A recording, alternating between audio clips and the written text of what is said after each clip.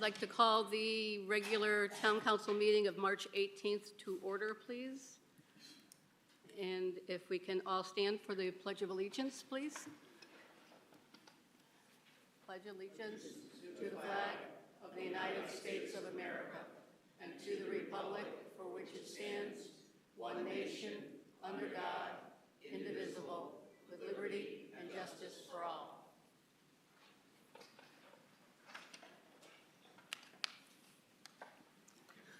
Roll call, please. Councilor Bragansky. Here. Councilor Lewis. Present. Councilor Balboni. Present. Councilor Carey. Here. Mayor Delnicki. Here. Deputy Mayor Saracusa. Present. Councilor King. Here. Councilor Pendleton. Present. Moving on to item number 4, mayor remarks. At this time, I'm going to forego the general mayor's remarks and say a few words about Arush Argawal, a 15-year-old South Windsor High School student who had departed us too soon. Arush was a dedicated member of the Boy Scout Troop 880 and the Science Olympiad. Scouting, science, politics, music, and sports were among his passions. Words cannot express the tremendous grief, let alone the loss to our community is experiencing. I ask everyone to please rise if you are able for a moment of silence.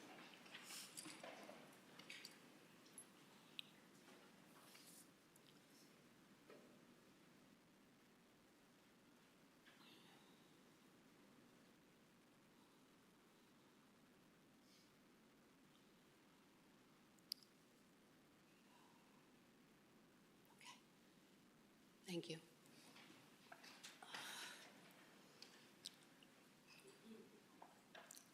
Item 5, Councilor Bragansky. Hereby make a motion to adopt the agenda as presented. Second. We have a second. Any discussion? Deputy Mayor?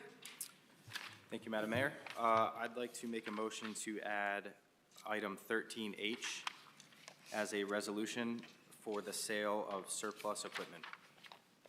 Do I hear a second? Second. Any discussion? Deputy Mayor? Councilor King? Let's see, you want to do all of them at No, the same no, time? no, I was going to do it one at a time, but you had your light on, so we're going to do one at a time. All right. You have. Any discussion on, no? Okay. All those in favor of the addition? I'm sorry. It's coming up. There it is. Sorry. Discussion. On the addition? Surplus. Yep. Mr. Maniscalco, if I may ask you that the various departments don't need to come forward with this. You're presenting the surplus vehicles as a whole? Correct. Okay. Thank you. All those in favor of the addition? Aye. Opposed? Addition added. Deputy Mayor?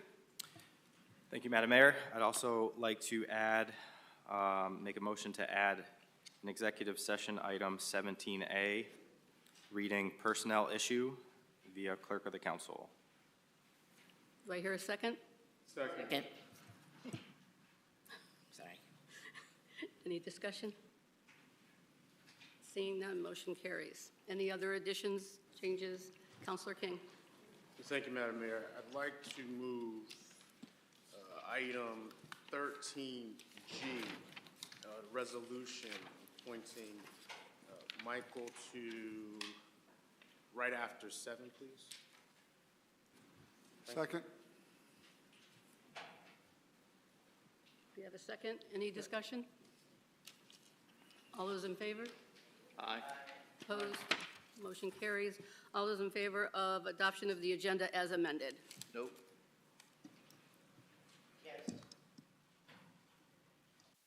Discussion. You have an amendment? Yeah, that's my lifetime. You have an addition or a change? Yes. You did not. Okay. That's because it just came up today. I'm sorry. I found something out. You're adding to the agenda. Subtracting. It's fine. Okay. Jeez. like to amend the agenda and remove 11A1, 11A3, and 11A4 from the agenda. It was sent in accidentally by the RTC in the same email as 11A2. It wasn't voted on yet and will be voted on, I believe, this Thursday at the RTC meeting. Stephanie accidentally connected both documents to the thing, Jeff Trachtenberg and the other three.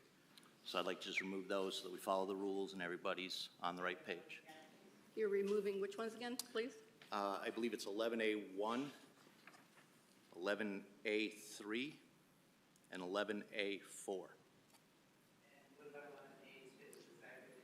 Correct, that was sent in, that was what was supposed to be sent in. That was voted on at the previous RTC meeting, but the other three were not even discussed at NOMCOM yet, and they were moving forward for next time, which, like I said, we're going to vote on them Thursday night. Okay, all those in favor of I don't see a copy, excuse me, I don't see a copy. If I may ask, I don't see a copy of the nomination for 11E2. The nomination form in our packet. It is there, I may be missing something. I think there's another name.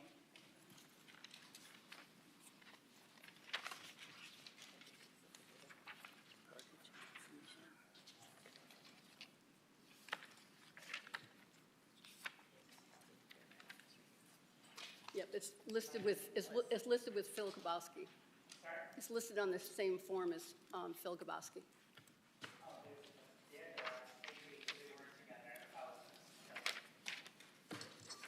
Okay, all those in favor of removing 11A1, 3, and 4 from the consent agenda? Aye.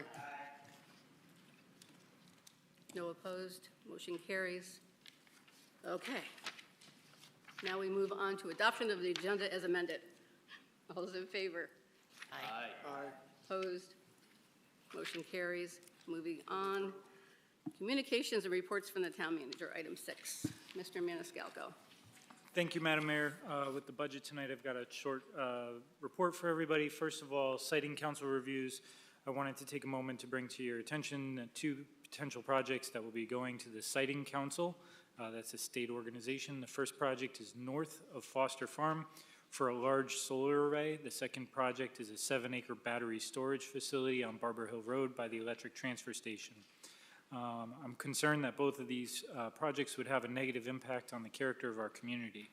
Unfortunately, both of these projects are overseen by the siting council, which will take away a large portion of the say our municipality will have on it.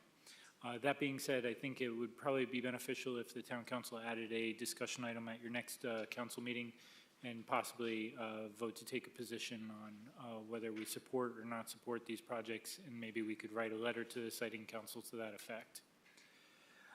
Additionally, the other item I have in my report is a splash pad update. So AquaTurf has committed to provide the water features by April 1st. They've expressed concern for implementing the tough coat when temperatures dip below 50 degrees at night. Staff are currently working to get on schedule for the tough coat application. Internally, staff are finishing the fencing, external concrete finish work, and the shade structures. Our goal is to open the splash pad for Memorial Day weekend unless the weather does not cooperate. And I'd be happy to answer any additional questions. Anyone have any questions? Councilor Carey? Mr. Maniscalco, could you tell us, can we get additional information from the siting council as far as why they're doing what they're doing and, you know, what the Sure, size, impact, and also, do we know from Mary Huda if this impacts our grand list? Well, I mean, I think it's going to impact it in I could answer some of that for you right now. The impact on our grand list will probably go 2 ways, right? So there will be an impact because there's new infrastructure within the community we would get taxes off of. On the flip side, some people may say that it would impact the value of their homes if they were living next to a solar farm or if they had a large battery storage facility next to them. So I think there's a double-sided to that. In terms of what's being proposed, the battery storage I don't believe has been proposed to the siting council yet, so we haven't seen that. We just were made aware and provided notice that the solar farm is going to be going up, is in front of the siting council soon, and that's the one that's going to be going north of Foster Farm. So, I mean, as you go up Foster Road and you look up the hillside, I believe it's up that hillside there. So, if you want some site plans or something like that, I could certainly talk to Michelle Leip and see if she's got anything else upstairs. But that's the general overview of what we're looking at. So I think it might be helpful to have someone provide detail at a town council meeting and share the particulars, you know, similar to what we do at plan zoning meeting, so that people can see what it is, where it is, you know, and be able to ask questions, et cetera. Okay. Deputy Mayor? Thank you, Madam Mayor. In regards to the splash pad, did we receive any sort of like money back from AquaTurf, or do we incur any additional We charges haven't paid beyond? them, so we haven't paid them the full amount yet. So Okay. we haven't received any money back either. But, you know, we're just kind of in limbo because of the weather and the season. So hopefully we could get this project going, and it's going to smoothly sail through to completion this spring. And we didn't receive any sort of change order from them looking for additional money for the extended? No change orders Okay. yet. All right. So, and I'm hoping Thank to you. keep it that way. Yeah. Counselor Pendleton? First, before I begin, I believe Deputy Mayor's light is out on his microphone here when he turns it on. Oh, Is- yeah. Just to make note of that. I just caught that because you called him and I looked and I went, is his light even on? And I saw the one. On the end of your microphone. Excuse me. Oh. There you go. We're all set. Mr. Maniscalco, I don't quite understand about the Foster Farm with the solar farm, the property north of the Foster Farm. That is owned by a person, correct? Correct. And for a person to get solar on their land, do they sell their land to someone or do they lease it to someone? I'm going to guess in this scenario it's probably a ground lease, although they may have sold it. I'm not aware of a sale of that property at this point, but most likely it's a ground lease of some sort. Okay, so they're leasing it. So someone who owns property, and if they're leasing it, they're going to be making money off of the land instead of paying. Do they still pay taxes on that land even if solar is on it? Sure. Okay. Would that increase their taxes by having solar on it as opposed to keeping it farmland? Well, I don't know if they would be able to keep it as farmland, so it'd be assessed as some other type of property, which would, with farmland being the lowest type value of property that we have within the community, it would be certainly more. So the taxes may increase then, as opposed to just being Correct. farmland taxes. So folks who own land have that right to do what they want to do with their property? Correct. Okay. All right, thank you.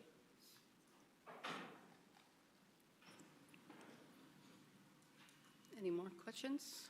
Seeing none, thank you, Mr. Maniscalco. Madam Mayor, I just wanted Yes. to bring to your attention where is it, the disposition document that's in your packet here that was left for you is the wrong spreadsheet. I'm waiting on somebody to bring me the correct one, so I'll have that for you in just a moment. Oh, for the resolution on the surplus? Yeah, the equipment? printed out one, the one that was emailed to you is correct, but the printed out one is incorrect. It's from a different Oh, okay. scenario. So we'll have the appropriate one for you. All right, thank you. Moving on to item 7, public input for items on the agenda. Public input shall not exceed 30 minutes. When recognized by the mayor, the speaker shall approach the lectern, give their name and address. Speakers shall avoid personal attacks or impugning or alleging an improper motive to any person. The speakers may address the council on any item on the agenda. The speakers shall limit their speaking time to 5 minutes. Anyone like to come forward at this time? Mr. Perret.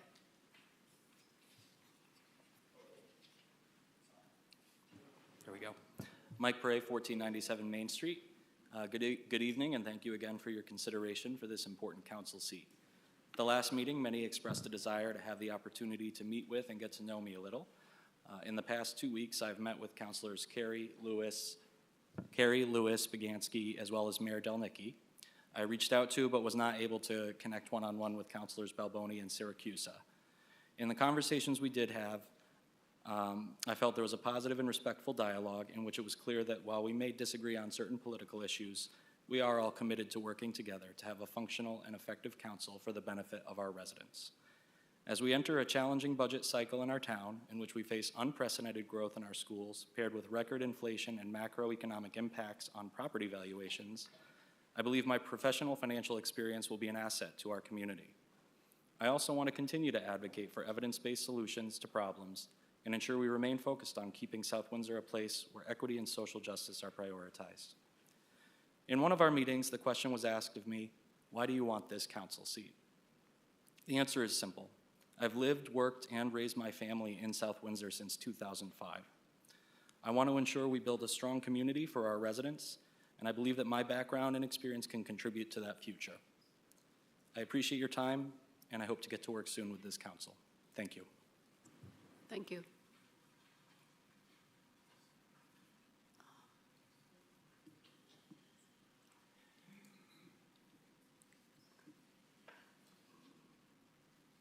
Anyone else like to come forward? Ms. Jeske?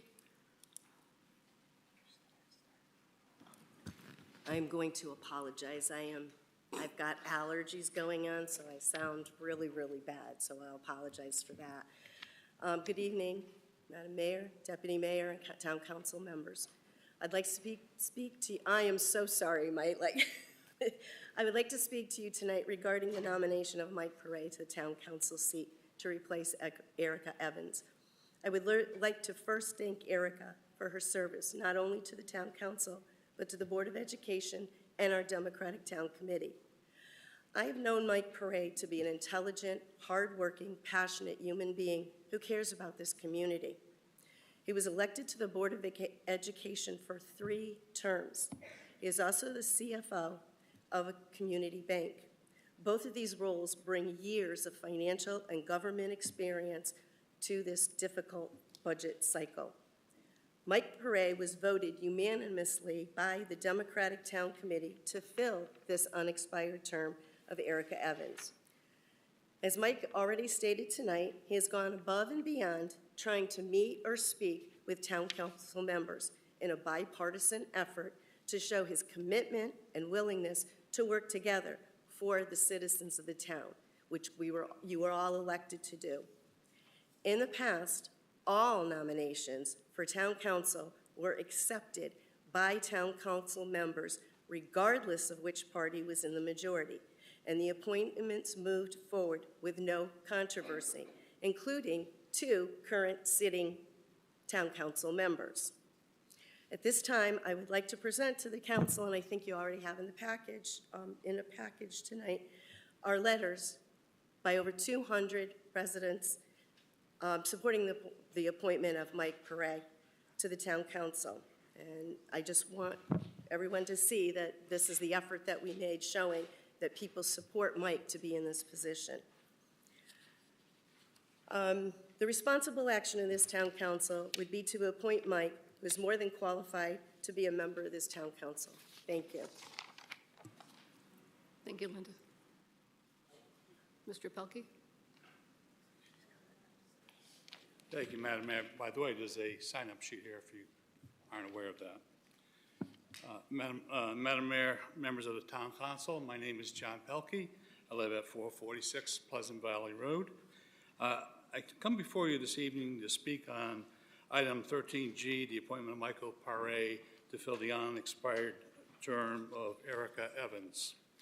When each of you were sworn into office, you were asked, do you solemnly swear that you will faithfully discharge, according to law, your duties as town councilor for the town of South Windsor to the best of your ability, so help you God? And all of you answered the affirmative. Shortly after that swearing-in ceremony, you then participated in the organizational meeting in which you voted to adopt the rules of the Town Council in coherence and compliance with the town charter. For the purposes of my remarks, I wish to focus on the town charter, to which you swore to faithfully discharge your duties, in particular, Part 1, Chapter 1, Sections 203, 207, and 208. Section 203 begins with this statement: the elective officers of the town shall consist of 9 members of the town council, and then continues to name all the other elected positions. Section 207, eligibility, this section basically states all elected officials shall live in town. Section 208, vacancies, it reads, and I'll quote this in its entirety: vacancies in elective offices, including the Board of Education, from whatever cause arising, shall be filled by the council. In filling any vacancies, the town council shall select a person of the same political party as that of the former incumbent, unless the incumbent was a non-registered voter, in which case his successor shall be a non-registered voter. For the purposes of this section, a non-registered voter shall mean an elector of the town of South Windsor who has not been registered with any political party for a period of 6 months preceding the date of this appointment. All appointments to fill vacancies in any elective town office shall be for the unexpired term of the elective office so filled. I'll close the quotes. Per section 203, Michael Pare is being presented as the 9th member of the council. Per section 207, Michael Pare lives in town, therefore meets the only eligibility requirement cited in the charter. Per section 208, Michael Pare meets the requirement of being of the same political party as Erica Evans and was duly elected by that party to fill that position. I don't believe there's any ambiguity in what your duties are when you come to item 13G tonight. It is no accident that the town charter uses the word shall when dealing with this subject. There are a lot of case laws dealing with the word shall. I'm sure the town attorney will testify to that. Thank you.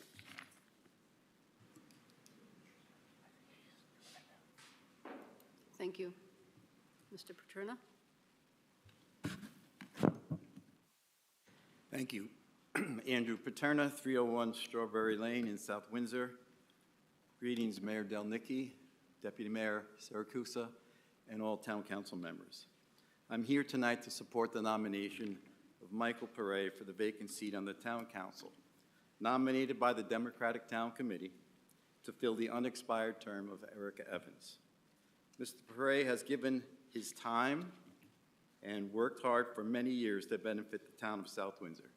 He has served 3 terms on the Board of Education.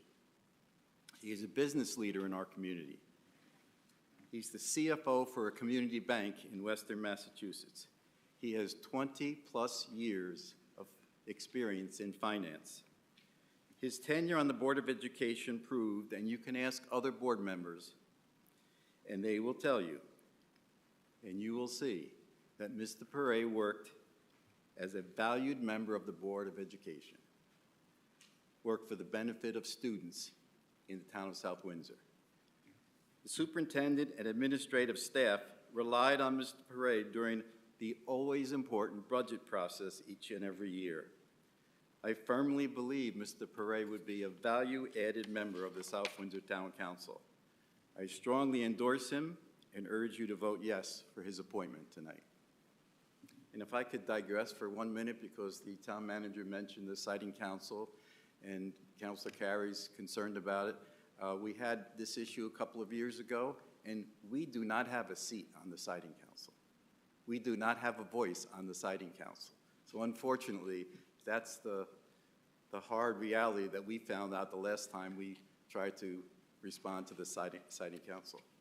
But anything that you can do, letters and support, that would help at least. Thank you. Thank you, Mr. Paterna.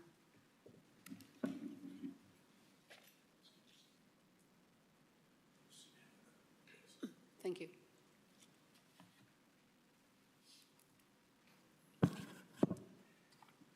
Craig Zimmerman, 5A Amato Drive.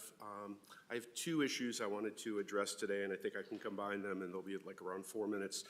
The first one, while I'm a current member of the Board of Education and the former chair for 6 years, I'm here tonight speaking as an individual resident and not on behalf of the board. During my over 10 years on the Board of Education, each of our members, whether from the Democratic, Republican, or United parties, have worked well together in a bipartisan manner as a team to help our outstanding administration, teachers, and staff to provide the best possible education to each of our approximately 5,000 students. Over the last 6 years, Michael Pare has been a big part of our Board of Education team. Current and former Board of Education members, again from all three parties, including well-known and respected Republicans, have noticed, appreciated, and publicly credited Mike's knowledge, teamwork, and importance to the board's achievements. Given the many challenges facing our town over the next few years, including how to adequately support and fund one of the fastest growing school districts in the state, Mike's strong budget experience as a bank chief financial officer, his keen ability to see and understand both the short and long-term effects of today's decisions, and his grounded and empathetic core values will make him an outstanding addition to our town council team. For these and a whole host of other similar reasons, I'm respectively asking all 8 of you to support and vote tonight to add Mike Pare to the town council. And on a separate note, is it okay, Madam Mayor, for me to? If it's on the agenda. Yes, it is. On a totally separate topic, I'd like to support the Park and Recreation Department's proposal in item 13A, an ordinance to disallow or limit smoking in our parks. As a frequent user of Nevers Park, I strongly believe that smoking should be entirely disallowed in the park. Almost every day, within a couple hundred yards of each other, we have hundreds of children using the basketball court, the playground, the skating park, the 2 baseball fields, the new workout area, and the soon-to-be-open splash pad, in addition to the senior center parking lot. Given the high rate of asthma and other breathing problems in children at the park and their parents and grandparents who are there to supervise or as fans, in my opinion, the health concerns top any question of the smoker's individual rights. The increase in people now smoking marijuana is also not what I would want in front of hundreds of kids in a public park. At a minimum, any smoking or vaping should be restricted to one area away from a majority of the daily visitors to the park. Thank you for your consideration. Thank you, Mr. Zimmerman. Mr. Kennedy?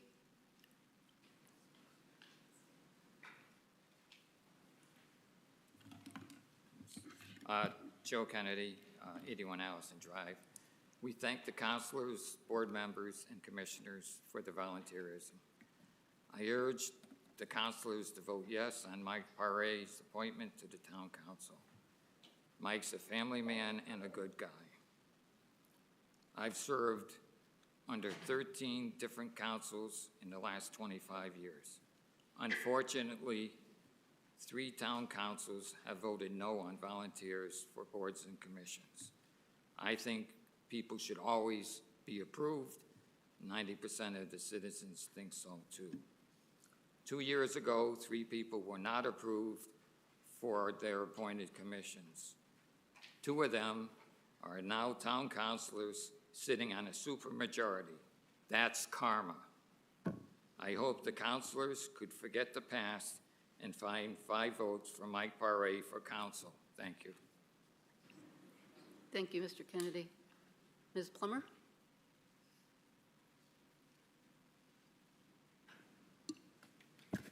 Good evening, Mayor Delnicki and members of the Town Council and everyone else who is here. I'm Daria Plummer. I live at 235 Orchard Hill Drive. I am also speaking on new business item 13G. But I'm not here to praise the candidate. Others have and will continue to do that. You know that he is eminently qualified. I believe him to be that also. I'm here to say that this is our town that is your responsibility. You know, and I know you know this so well, how you appear and how you lead our town is a reflection on your character, your reputation, and your choice for our town. I taught students for many years, as you know, but I taught them academic subjects, but I also taught them that they had to be good members of their school community. They had to be honest. They had to be helpful. They had to work cooperatively with others. For that's how they would ultimately be measured in life. What they did and how they did it, it was their reputation. What they scored, what points, whatever tests in 10 years, 20 years, 40 years down the road, those scores don't count. What counts is how they, as human beings in society, strive with their knowledge to work well with others, to achieve a common goal for family, for business, and for community. I taught my students to have integrity. I expected that of them. Tonight's action on new business item 13G is about community, character, communications, cooperation, and caring. Now I'm going to close with this. On November 13th, 2023, you all took an oath of office, and I was most touched, Audrey, by your comments when you addressed the public at the end. You reached across the aisle in your speech to recognize the work of former Mayor Ed Havens, recognizing his ability to listen to others and to find a common solution to issues. You hoped to do the same, and most striking was that she addressed, as the leader of this council, that she would work hard to serve South Windsor, in quotes, by problem solving and compromise, end quotes. So I'm asking each of you, all of you, every one of you, to do the same thing, every single one of you. It is time to have a full council and to collectively get to work for our town through problem solving and compromise, as was so well said by Mayor Delnicki, for which I did rise and give her a standing ovation that night. Thank you very much.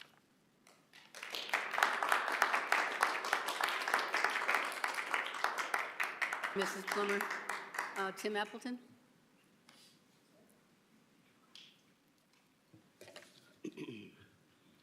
Good evening, Mayor Delnicki, members of the council. I'm Tim Appleton on Woodland Drive. State legislative business prevented Senator Anwar from appearing tonight, so he asked me to read this into the record, a statement for him. He starts, as he always does, I hope this finds you well. I'm writing to express my strong support for the nomination of Mike Pare to serve the remaining term of Ms. Erica Evans on the South Windsor Town Council. Mr. Pare's unwavering integrity, deep commitment, and extensive history of services to our community make him an outstanding candidate for this important role. I've been fortunate to know him well and have served with him for nonprofits and community groups. Throughout his years of involvement in local affairs, Mr. Pare has consistently demonstrated honesty, transparency, and a genuine concern for the well-being of South Windsor's fellow citizens. His ethical approach to decision-making is commendable and serves as a model for others. Mr. Pare's dedication to South Windsor is unparalleled. Whether volunteering at community events, advocating for improved infrastructure, or actively participating in town meetings, he has consistently shown a steadfast commitment to making our town a better place for all residents. Mr. Pare's track record speaks volumes. From serving on the Board of Education to volunteering for nonprofits, he has tirelessly worked to enhance the quality of life in South Windsor. His passion for education, public safety, and environmental sustainability has left a lasting impact. Considering these qualities, I urge you to accept Mr. Pare's nomination. His leadership, collaborative spirit, and genuine concern for our community will undoubtedly contribute to the continued growth and prosperity of South Windsor. Thank you for your attention to this matter, and thank you all for your volunteer work to help our citizens. And I trust you'll make the right decision for our town. Sincerely, Saud Anwar, State Senator, 3rd District. Thank you very much, Mayor. Thank you, Mr. Appleton. And last on the list right here is Ms. Longo. Good evening, Mayor Delnicki, Deputy Mayor Mike Siracusa, and Town Council members. I wanted to speak in support of Mike Pare's, seating on the Town Council. I think a lot of what I wanted to say has already been said by others. I've known Mike since 2017. I've worked with him on nonprofit community groups and also on the Board of Ed.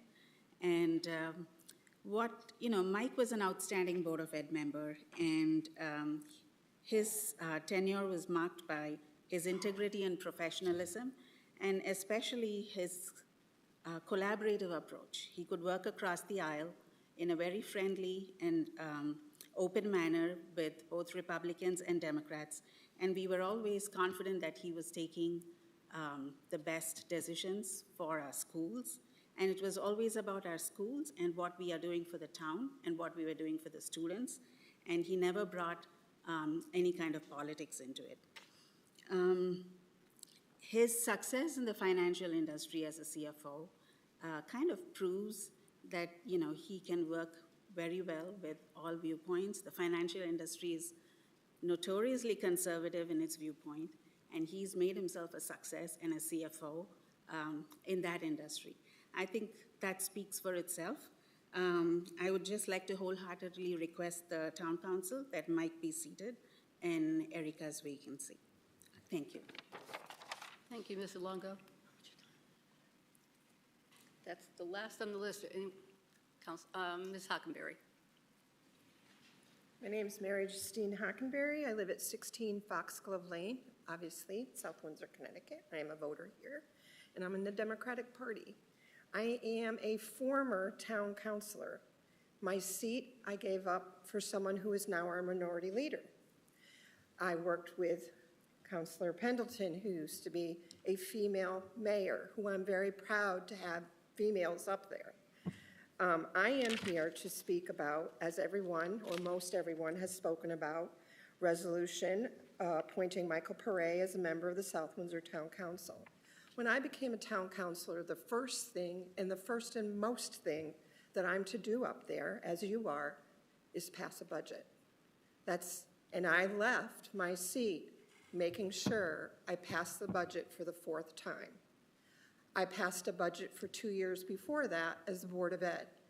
If there's anyone in this room who is more eligible for the seat, maybe even more than our town manager, Mike Pare has 25 years of experience in finance. He has the 6 years he's had on the Board of Ed to help and guide the finance of the Board of Education for the children of our town and their families. I can see no other person who would be eligible for that seat. And I usually don't come up here since I had stepped down because I don't like politics. I was never a politician. I'm a peopleician. And one thing I do notice when I saw, and I don't like seeing things on Facebook, was this was opposed, one reason, was because of Mike's thoughts about something that's happening in our world, about a war that's happening. And if I'm not wrong, back a couple years ago, in front of our town hall, our mayor, Audrey Delnicki, was there, along with her husband, and many other members of our community, and the Ukrainian families who stand here, and I am one of them. And you supported them, and you supported that we are against that war. Did it take time? From what I heard in the reasoning for Mike not being appointed, one of the many, was the time it would take from our meetings. And I don't see any of you up here bringing your personal feelings about past, about present, things that are happening in the world, in our state or in our country. It seems that you have taken a step back and showed the humanity towards our town. I've worked with Carolyn Carey, Councilor Carey, for many years on the Human Relations Commission, and she has stood up for many, many causes. She's a good person. Is she a good person today? I feel she is. I feel she's good to be there. And she shows our town that she is there for the human rights of our town. Does she talk about it? No. She talks about the town council work. When I didn't work with Mike on the Board of Ed, but I actually lost my seat to him. Thank you, Mike. I've seen the tremendous amount of work he's done.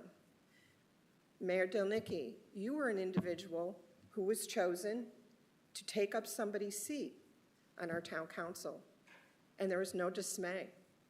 There was a yes, a yes, a yes, a yes, and a yes, and more, and you were seated.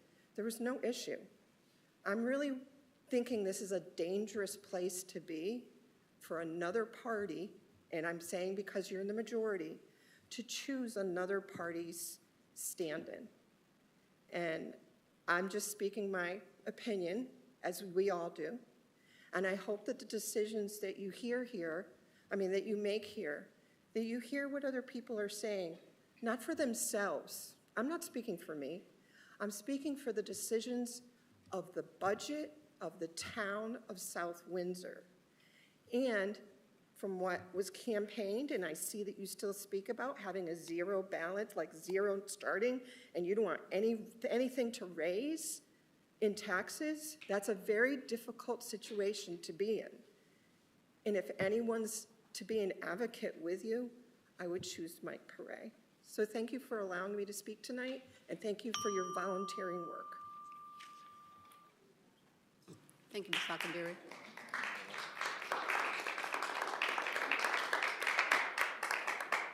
Okay, we're just at the end of public input, so we're going to move on to item 13G. Councilor King. Thank you, Madam Mayor. Resolution appointing Michael Perret as a member of the South Windsor Town Council. I move that it be resolved that the South Windsor Town Council hereby appoint Michael Perret as a member of the South Windsor Town Council for a term ending November 10th, 2025, to fill the unexpired time of Erica Evans.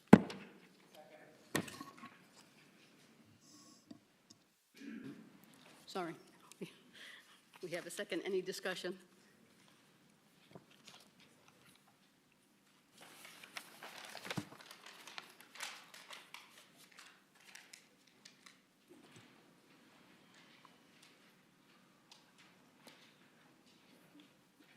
Any discussion on 13G? Councilor Baginski. Does Mr. King? I know, I was. He's get the first. No? Okay. Thank you. Just want to briefly say that I have struggled with this decision since the last council meeting, and even though I have settled on a yes vote, it is not without reservation. And is not meant in any way to condone comments made and directed toward members of the council or other boards and commissions who, above all else, are our neighbors and fellow citizens. We have a busy and what is sure to be contentious budget season ahead of us, and I feel that this is a distraction that needs to be eliminated, lest it continue to take us away from our obligations of providing the best service we can for the town. Thank you, Mr. Baginski. All right, seeing none, is there Councilor Pendleton, you have?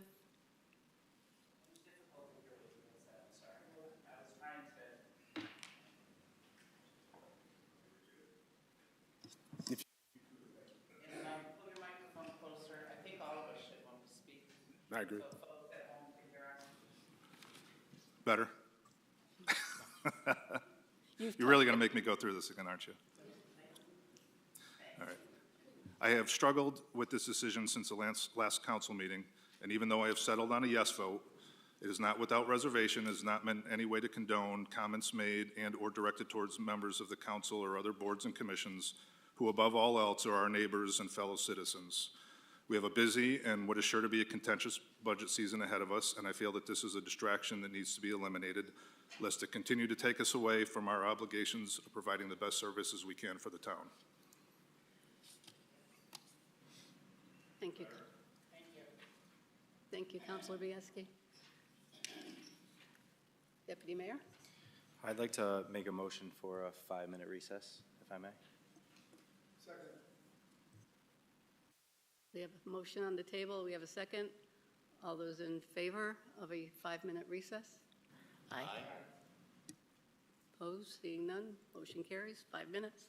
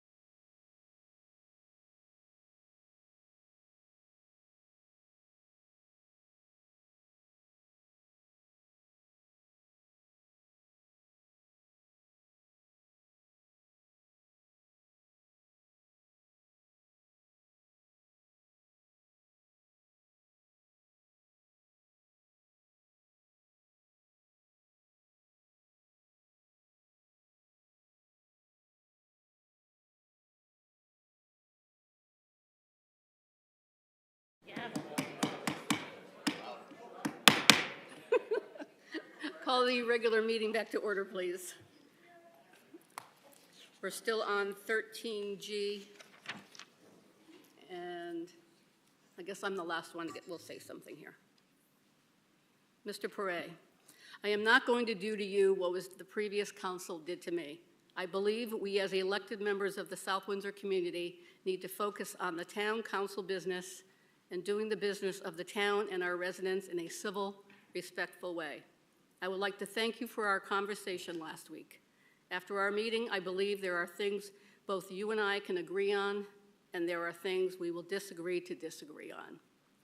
At our organizational meeting on November 13th, 2023, I spoke about former Mayor Ed Havens, and I said Mayor Havens was someone who knew how to reach across the aisle, work and serve all the people of South Windsor, not just a few. Mr. Havens knew that you were not going to agree on everything, but he did his best to reach compromises and find solutions. This blood sport needs to end. We need to bring back congeniality and cooperation, not hostility and rancor. There are people that use their knowledge as a weapon and to manufacture confrontation and not to make good policy better. There are meetings that the mayor participates in that have been practiced before, but are being called into question today. Why is that? It needs to stop. So, as I stated before, I would like to move on from what was done to me and look forward to working together. Time to do the work of the people of South Windsor.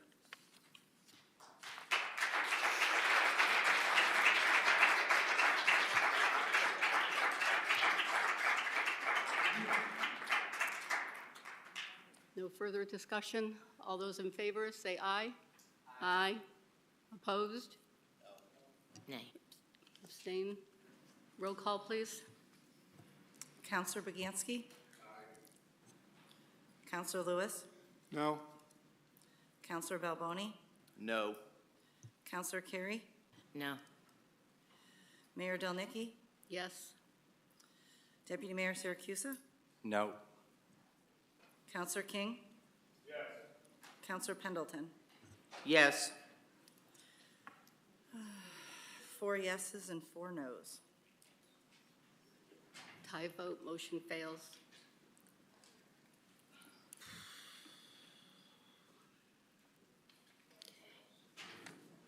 Okay, moving on to item 8, adoption of the minutes of the previous meeting. Councilor Pendleton.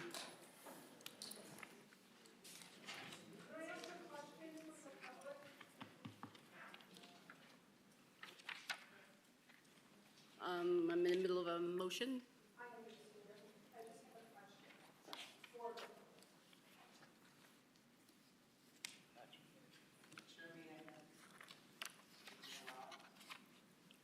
Pardon? Do we want to allow a question? Just, I'm asking you. I mean, we can.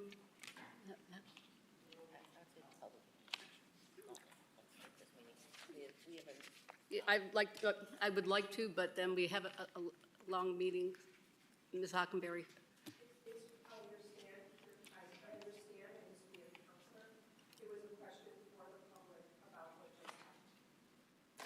It'll have to wait, unfortunately, I have to wait till item 15. Okay. Thank you. You're welcome. Councilor Pendleton. Item number 8, adoption of minutes of previous meeting. Approval of the March 4th, 2024 Town Council meeting minutes. Be it resolved that the South Windsor Town Council hereby approves the minutes of the regular Town Council meeting of March 4th, 2024. We have a second. Any discussion? Seeing none, all those in favor? Aye. Opposed? Motion carries. Item 9, communications liaisons, officers and boards directly responsible to the council. Anyone for item 9? Councilor Lewis. Thank you, Madam Mayor. Headed the Water Pollution Control Authority, and they had a resolution to obtain Clean Water Fund grant for the 2024 Clark Street Sewer Shed Sanitary Sewer Evaluation. and they've authorized the town manager to seek after funds for that.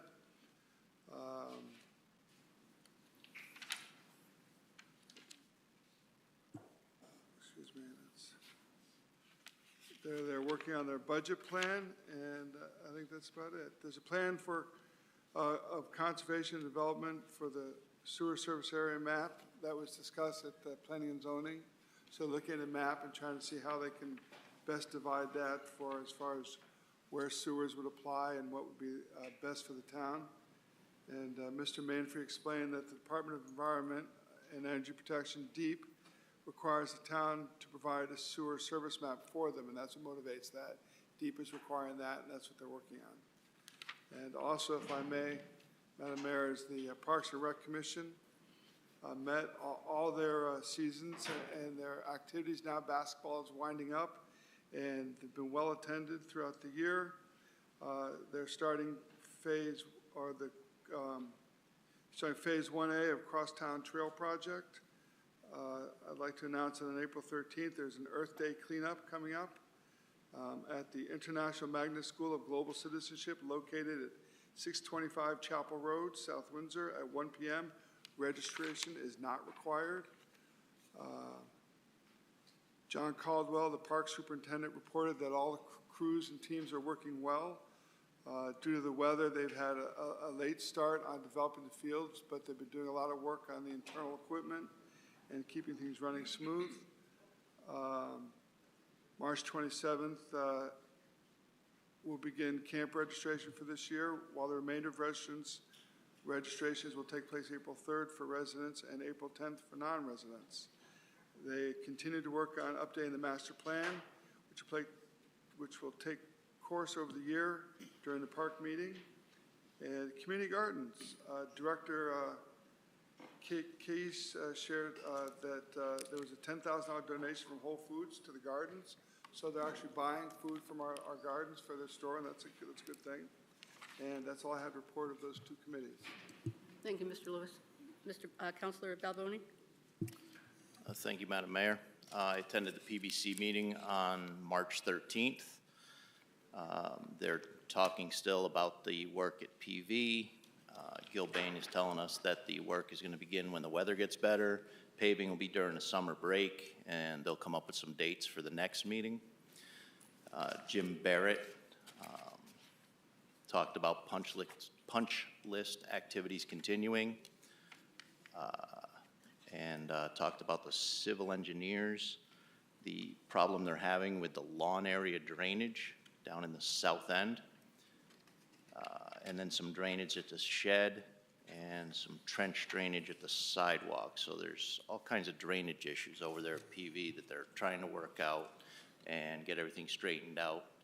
And like I said, they'll be finishing up a lot this spring, but they can't really pave until summer break. So hopefully we'll be all done by the time school opens. All right, thank you. I think that brings us to our 8 o'clock hour. All right. We have an 8 o'clock public hearing, so we're going to recess the regular meeting for a public hearing. And the council clerk can please read the notice for a public hearing. To be published in the Journal Enquirer, March 5th, 2024, legal ad, Town of South Windsor. Notice is hereby given that the South Windsor Town Council has set Monday, March 18th, 2024 at 8 p.m. in the council chambers of the South Windsor Town Hall, 1540 Sullivan Ave, South Windsor, Connecticut, as a time and place for a public hearing to receive citizen input on a small cities grant for renovations and upgrades to Flax Hill. Dated at South Windsor, Connecticut, this 5th day of March, 2024, attested to by Catherine Senerth, Executive Assistant. Thank you. Is there anyone from the public who would like to speak to the council on regarding the public hearing regarding the Small Cities Grant for renovations and upgrades to Flax Hill?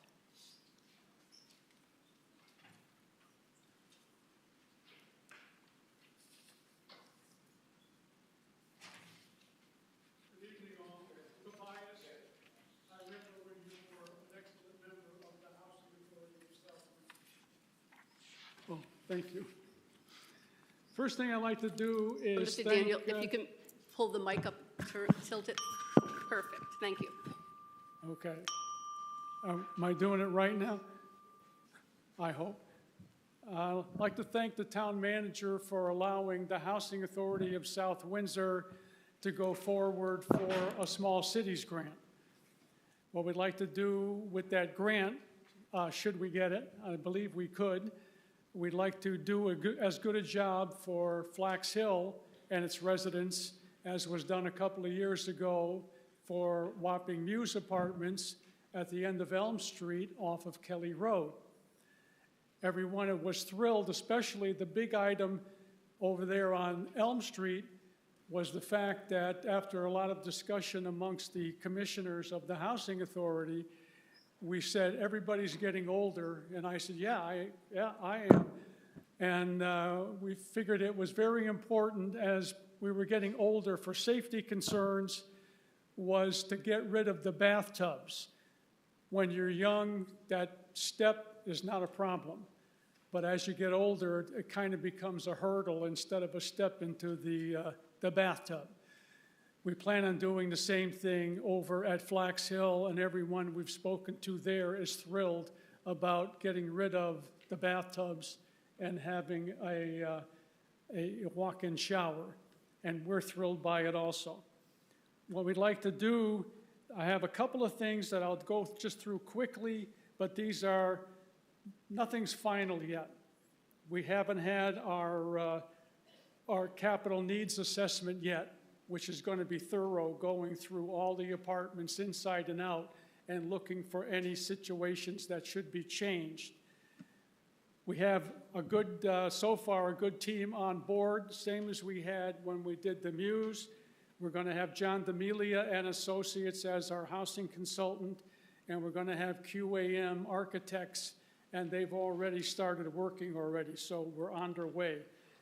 We're looking for the recent upgrades at the Mews Apartments on Elm Street have been loved by everybody. Actually, the other day, one of the newest resident, I actually helped her. She had tons of stuff, and I helped her take it up to her new apartment, and she couldn't stop crying. She was so happy when she saw the outside again and the inside of the apartment. Made me feel great that she was so enthusiastic and turned on by that apartment. Every time I see her, she starts crying and saying how happy she is. We're going to have a complete capital needs assessment very shortly, and we're going to be looking for any and all deficiencies that might be there now that have to be addressed. Flax Hill is getting old. It was built in 1989, so we're 35 years old at Flax Hill. Items so far, I'll just rattle off a few, and this is not any kind of complete list, but this is what the residents at the Mews and Flax Hill want also. We're going to be putting in a new alarm and smoke detection system, and the happiest person in South Windsor for this alarm system is the fire marshal, Walt Summers. He pursued me forever about this alarm system, and we put it in at the Mews when we renovated. And actually, that system, I believe, saved the life of a resident who was there, because the gentlemen that were installing the system, they saw smoke coming out of an apartment over there where the window was open when they were doing construction around the site at Wapping Mews. They went into the apartment. The woman had put a lot of some things on top of her stovetop, and for whatever reason, known or not, burners got turned on. And when they got into the apartment, the lady was unconscious on the kitchen floor. And one of the construction guys was very strong, and he scooped her up like she was a doll and took her to the gazebo up there.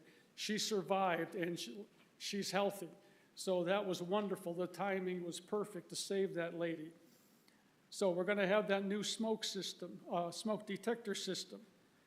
Like I said, all the bathtubs are going to be removed and walk-in showers installed for safety. people will be safer with a walk-in shower with a seat in it. You don't have to stand there the whole time or sit on the floor. And being 35 years old, the double roof shingles were put in 2004. Those are all to be ripped off. The wood is going to be checked, and there's going to be all new roofing put on those. And gutters and downspouts, sidewalks and driveways to be replaced, whatever we have to do with those. And all the interiors will be inspected, and upgrades will be done as necessary. The whole place will be brand new for the residents of Flax Hill. If anyone has a question, I'll answer. Otherwise, I'll take a seat. I have a question. It's okay. Sure. Okay. It's good to see you again. With the walk-in showers, will they build in some bath seats? I'm sorry, my hearing is getting worse and worse. The acoustics are tough in here. With the walk-in showers, will they be building in some bath seats? I don't know what model, what it's going to be like. I just know that that is the end game to get the walk-in showers in. Okay. So I don't know the designs. There's so much that hasn't been done yet, but it's going forward now. And they're going to do the best that they can with the help we got with the architect. We'd save ourselves a lot of money if we keep our seniors safe. So bath seats, handled would be I'm good. sure there's the ones that were put in at Elm Street have grab bar and the seat, Good. so they should be able to hang on and swing into the seat like an athlete. Thank you. Madam Mayor, I look forward to seeing you at Stop and Shop. I haven't seen you there lately. Same here, I've been looking for you. Any other questions for Mr. Daniels? I will go sit down? Sure. Okay. All Thank right. you very much for your Thank you. time, folks. Thank you, Town Manager. Anyone else like to come forward on this public hearing? Sure, Mr. Zimmerman.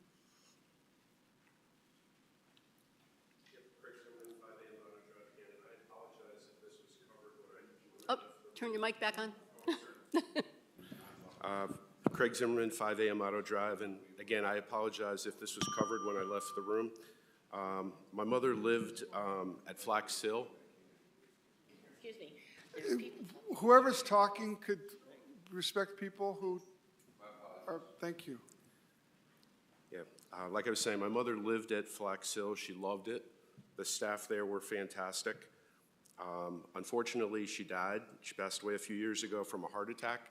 And the only reason I'm coming up to the microphone today is if we're putting some funding into Flax Hill, I asked a question. I probably waited about a year to ask a question. I don't know if you're familiar with the fact that there's no AEDs, there's no defibrillators there. And when I asked the question about a year after my mom died, and I'm not saying she died for that reason, I was told it was kind of like the town doesn't run it, it's separate. It was kind of a hard discussion to figure out who was responsible. Mrs. Evans, Eric Evans, and I had a number of discussions when she was on the town council. It was something that she was gonna bring up. I really would ask town manager, town staff, and maybe the town council to look into it. I can tell you more detail than you probably want to know, but when I knocked on her door and she didn't respond and she was in a chair and I broke in to get in, my first reaction was go find the AED, and was a little bit surprised that there wasn't one. And then we had to try to perform it ourselves until the police and the fire got there, and they were phenomenal. But recently, I found out that the Park and Rec Department has found a way to put a couple of them in our parks outside.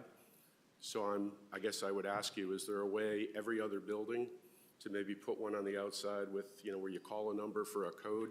It would seem like if ever there was a place for an AED, it might be senior housing. So thank you for your time.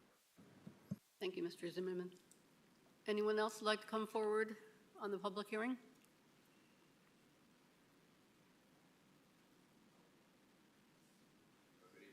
If you can turn on the mic, and I think there should be a sign-up sheet there. There you go. Good evening. My name is Corey Hartline. I'm from J. D'Amelia and Associates. The gentleman who spoke before me mentioned that we're consulting with the Housing Authority. I apologize for speaking a moment ago. I've never met this gentleman before, and so I needed to introduce myself to him. I don't typically service this town. One of my colleagues was involved in the Wapping Muse project. He was unable to attend tonight, and so I'm attending this meeting in his place. I just wanted to add a little bit to what was said previously.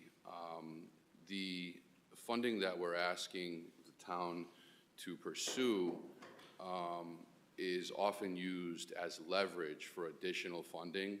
The additional funding that I'm speaking of is SSHP funding that comes from CHFA, okay? And so if we were to be granted the funding that is being requested, not only would it be that funding, but it would likely leverage additional funding. The additional funding is sometimes larger than the funding that we're asking you to pursue.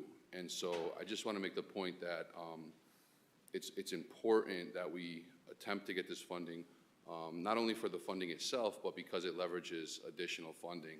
And so my office is involved with a number of these projects around the state. We have a great relationship with CHFA and DOH.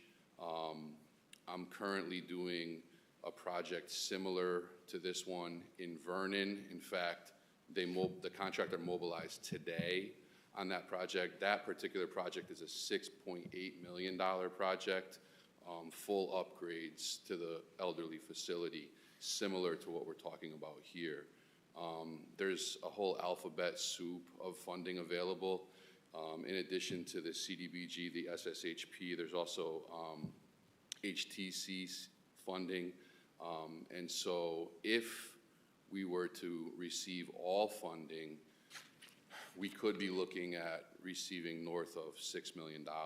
I don't, as was said previously, we have not received the full physical needs assessment of this development yet. But the list that was given of the items, I think, is just the tip of the iceberg.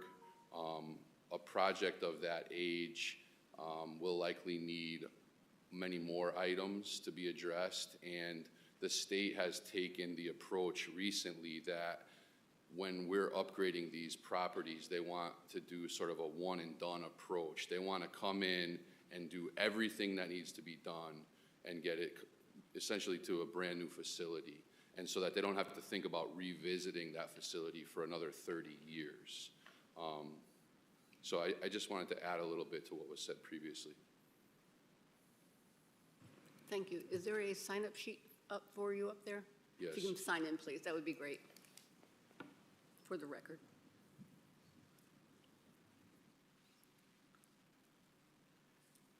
Anyone else like to come forward on the public hearing, speak at this time? Going once, twice, seeing none. Okay, at this time, I'd like to close the public hearing and as a straw vote. Anyone like to take a straw vote? It's non-scientific. All those in favor for the small grant, please raise your hand.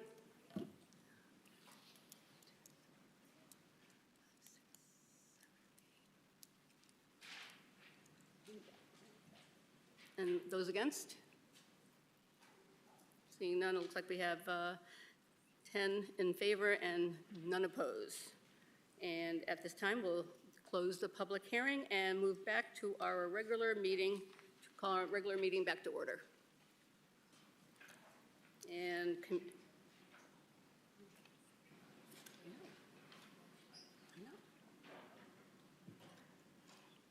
moving back to item 9 and Councilor Balboni. Thank you, Madam Mayor.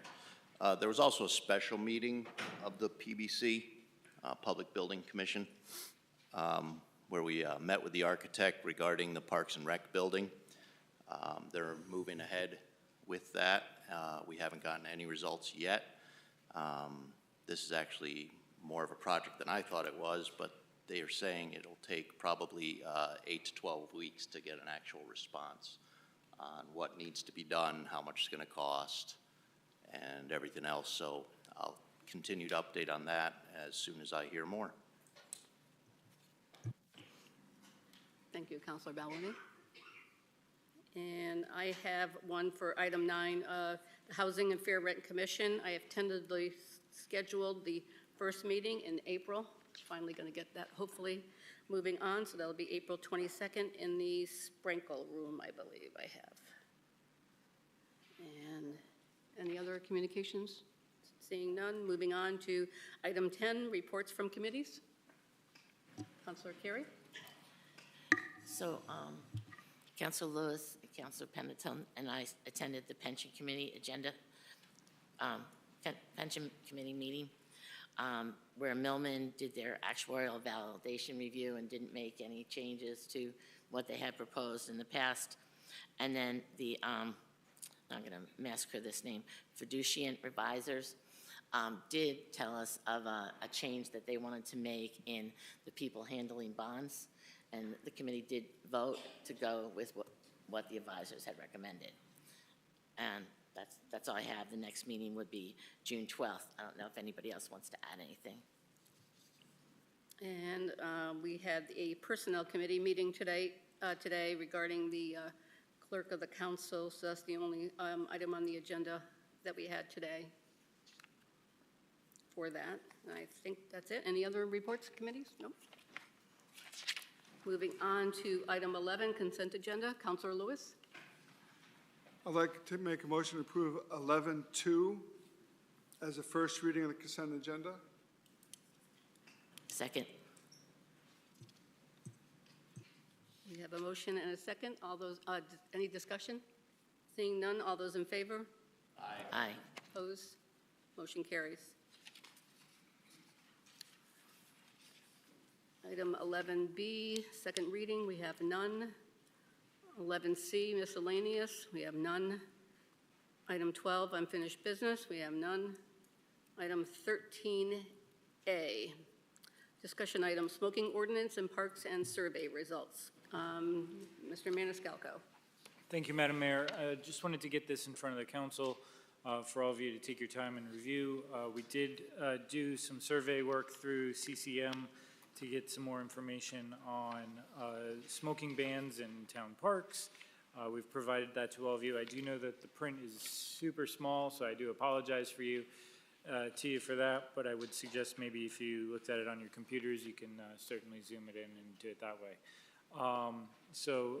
Wanted to get this in front of you. I know we're gonna have our hands full with the budget over the next couple months, but wanted to make sure that this was in front of you, give you time to take a look at it.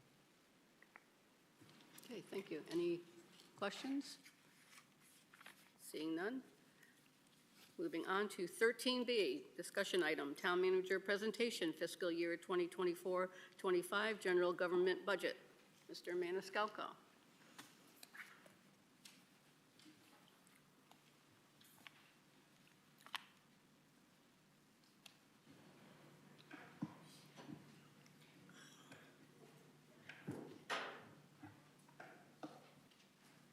Give me a minute here and we can get set up. We'll be good to go.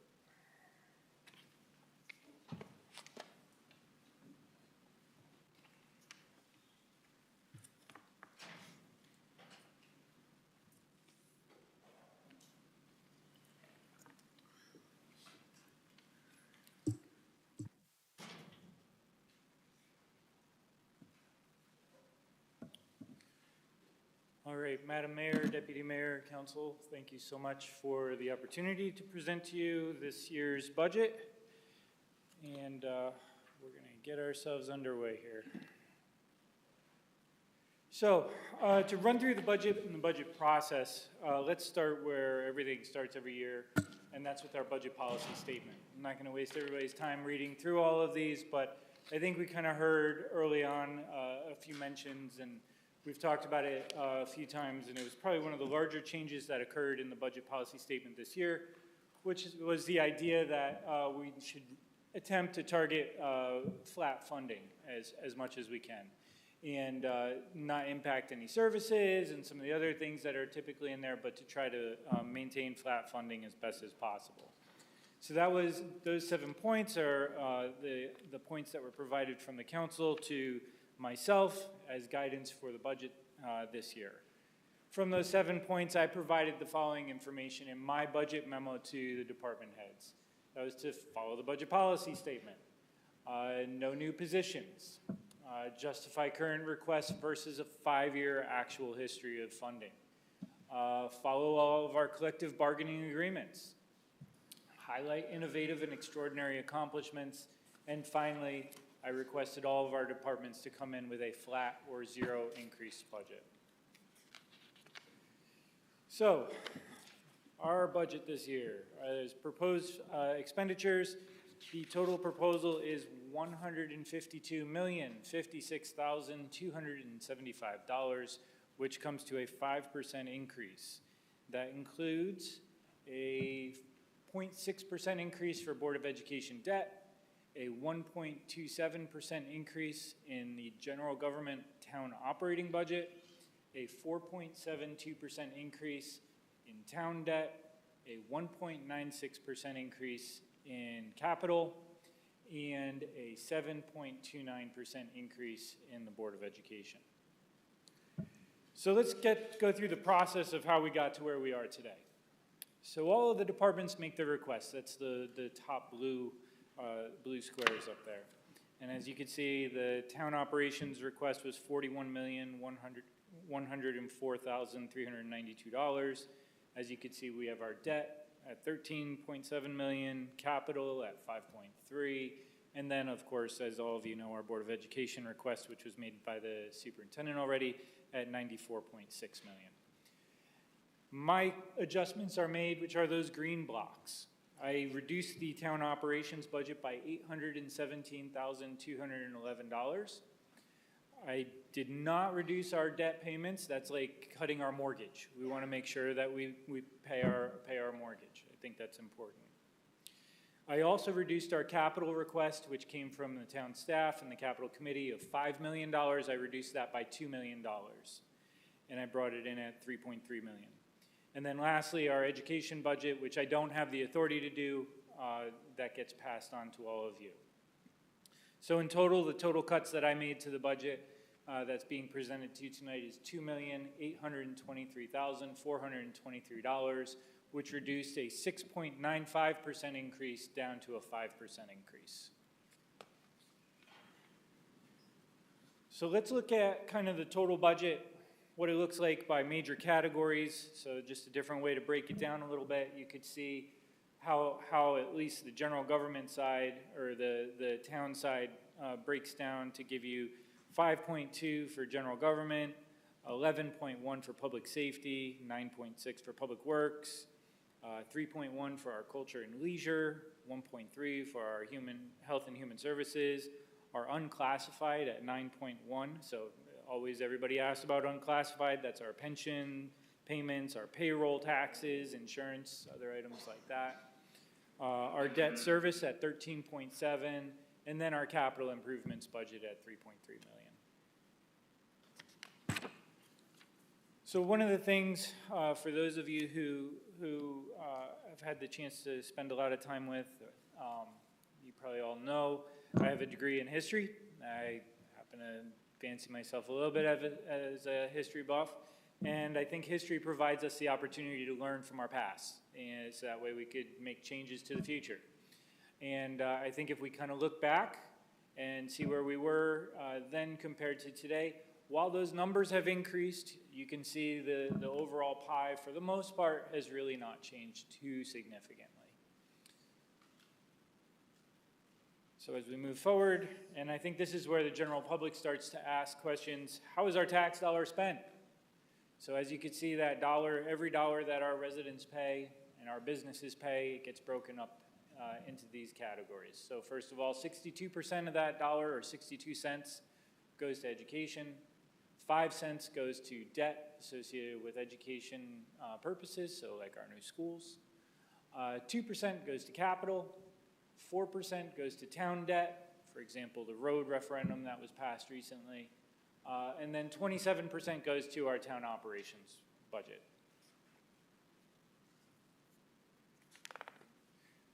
So overall, we're looking to change the budget, or an increase to the budget of $7,244,397. That $7 million is made up of $6.4 million, which goes to the Board of Education, $493,000, which goes to the town operations, $255,000, which goes to debt, which is our increase in debt payments, and then lastly, $64,000, which would go to our capital budget. As we said, I think it's always good to highlight, we talk about full-time employees or FTEs. In this year's budget, it was a request that there would not be any increases in employees and staff. And as you could see in the chart, in my proposal, we have 204 FTEs, similar to last year. There were 2 requests that were made through department budgets that I did eliminate.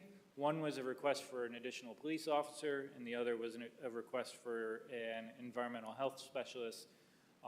Both of those were requested and eliminated out of those budgets. That was done in conjunction with the department heads of each of those budgets, and they're well aware of it, and they're happy to talk to you about those impacts as a result. I just would also point out to you, looking back to 2016 to today, we've had over 2,000 people additional in our population, and that population increase is a good portion of what's driving our need for some of those additional staff. So let's look at our town operations budget and that increase. So we have a proposal of 1.24%. You can see what those increases have been over the years going back to 2016. Certainly the 1.24 is not the lowest, it's not the highest by far. That said, the 10-year average is 2.87%.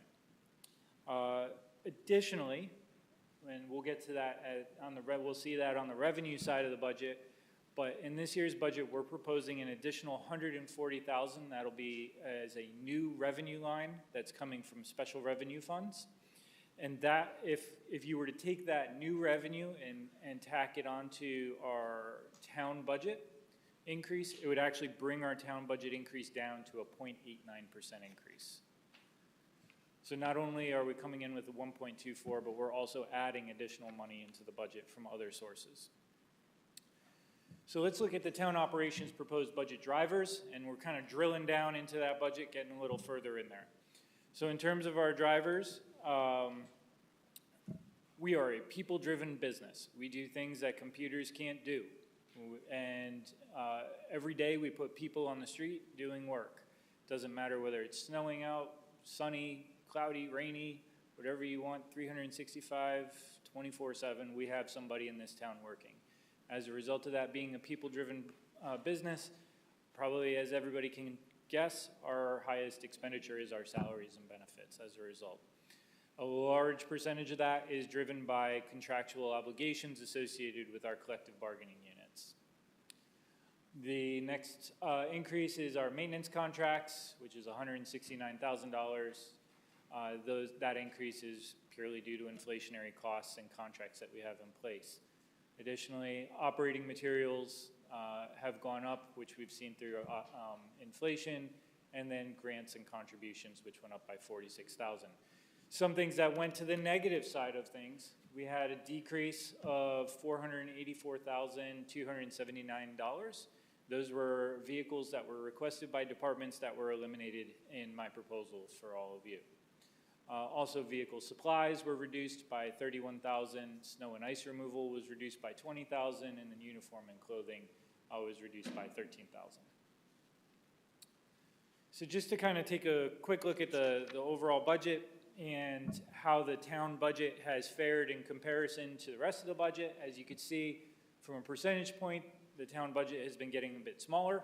Our town operating budget has gone down to 26.5% of the overall budget in this proposal. That said, if you look at the total number, of course, the total number has grown. So while the pie has grown bigger, the town portion has actually gotten a bit smaller. Let's move on to the next part of the budget, which would be the capital budget. In our proposal, we have $3,364,567. And for all of you who are aware, we do have an ordinance in place that requires an increase in our capital budget.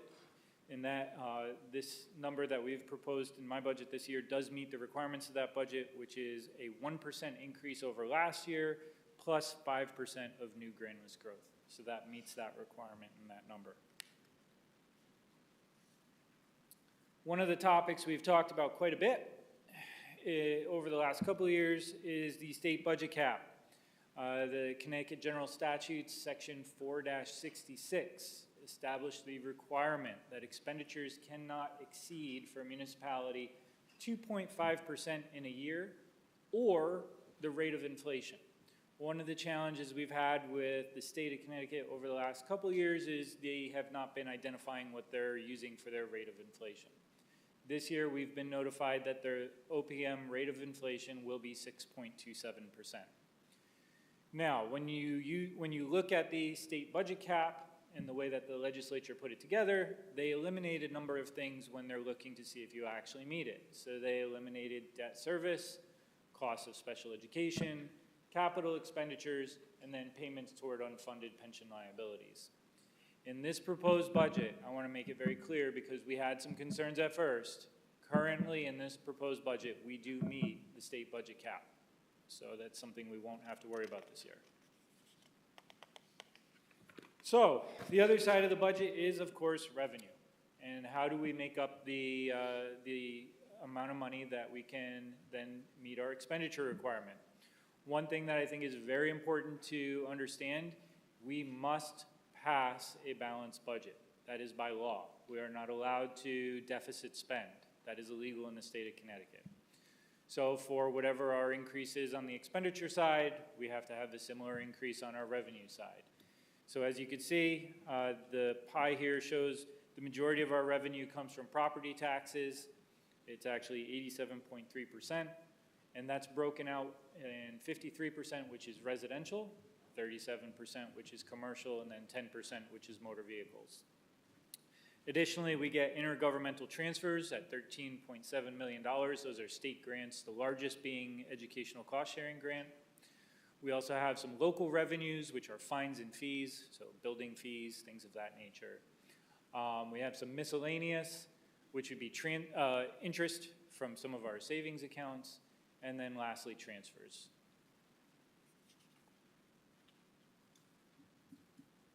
So our estimated revenue changes to meet that $7 million.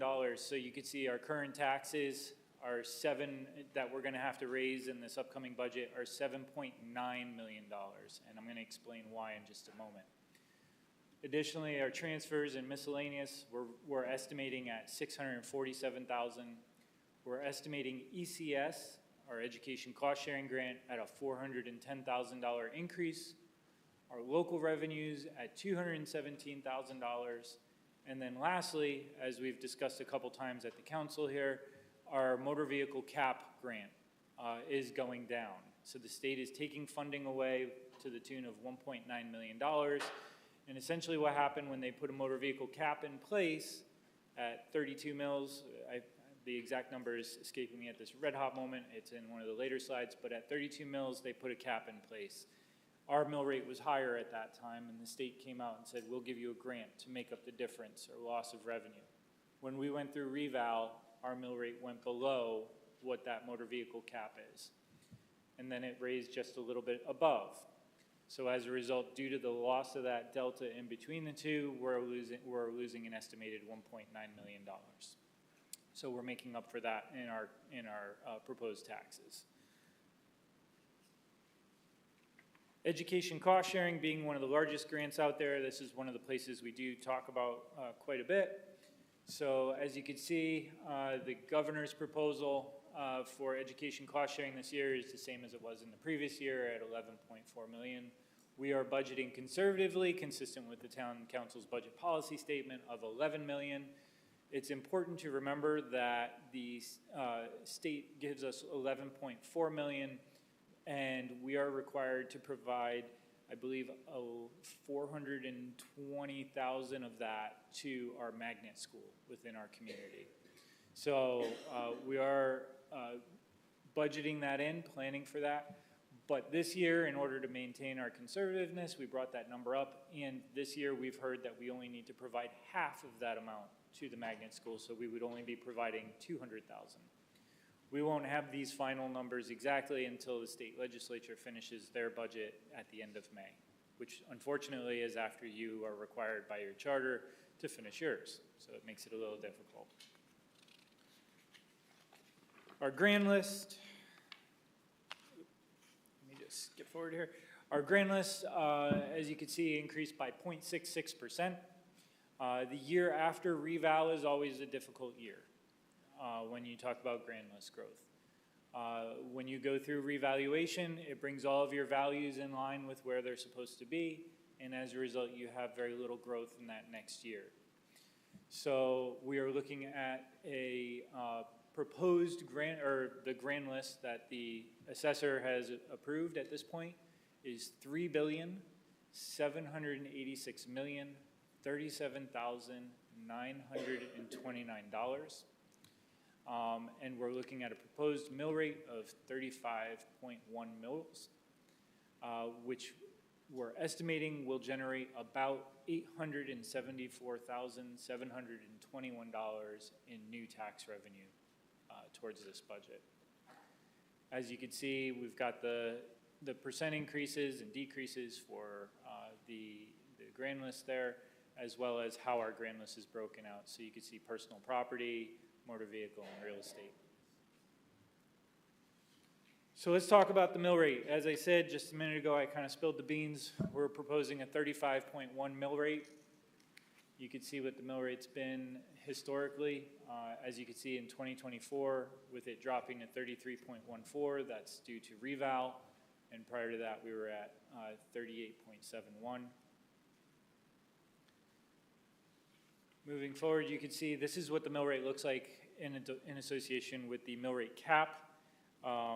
As you can see, at 32.46 with that reduction, we had a nice gap there that the state of Connecticut was making up the difference for, and then with reval bringing that mill rate down, we've now lost that.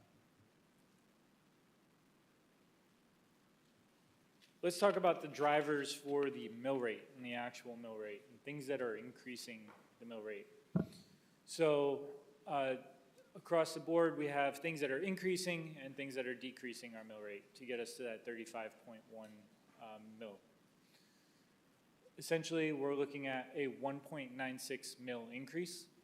So about 1.87 mils is associated or attributed to education. 0.19 is state of Connecticut grant revenue.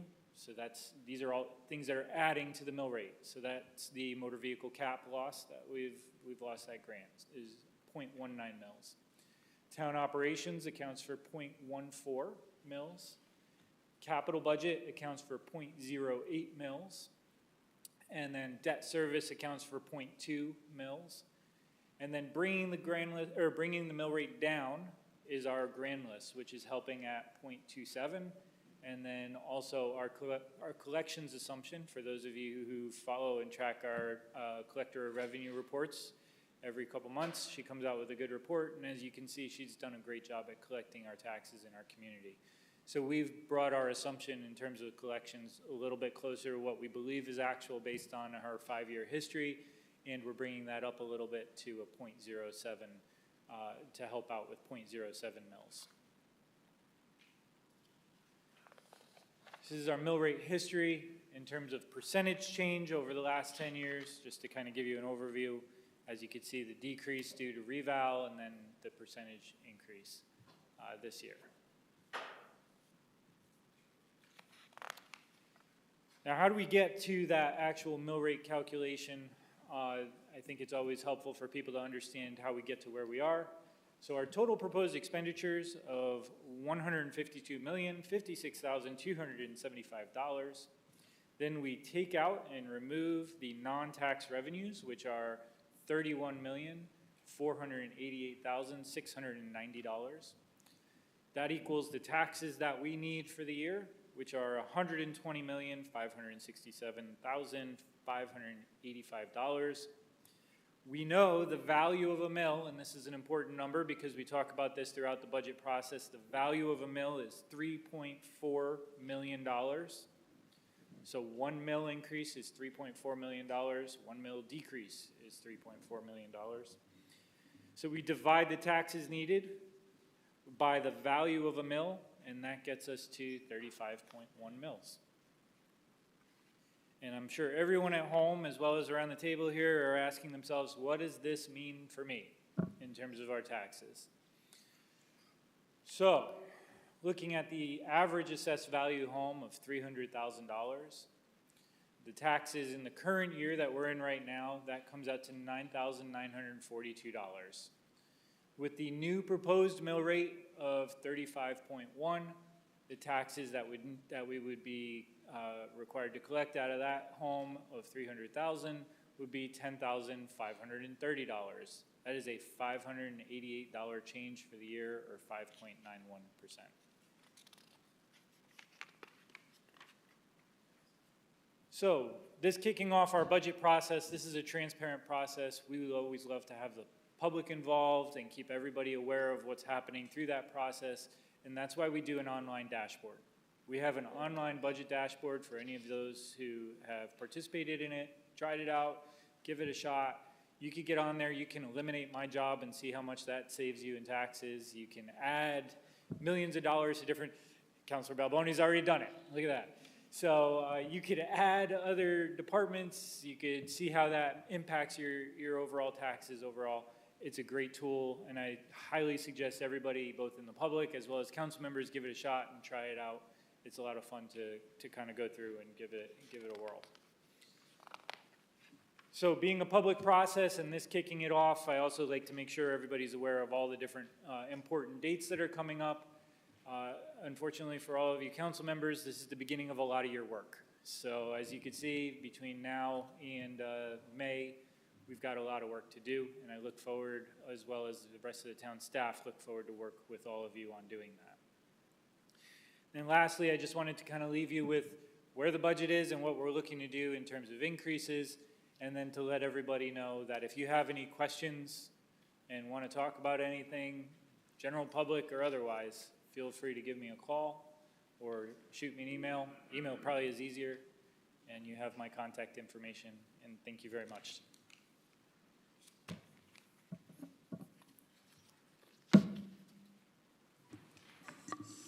Thank you, Mr. Maniscalco.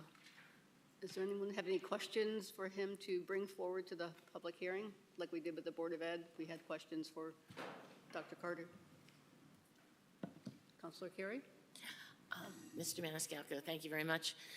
One of the things that would be very helpful is if we can get this year's budget, where we are year to date on that budget, either quarterly or monthly, and then next year's budget in an Excel. You can put the Excel in PDF, but in that format, add a line item, please, so that we can take a look at it. That would be great.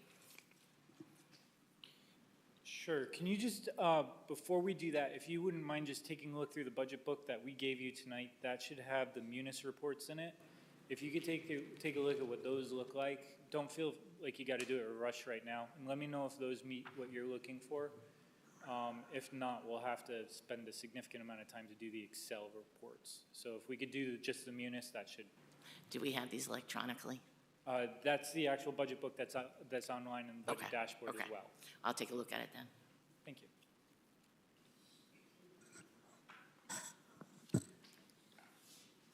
Councilor Pendleton? Thank you. Kathy, if you could, for all of any agendas coming up for the meetings, could you put them in a separate envelope so they don't get stuck into the rest of the mix and they stay separate?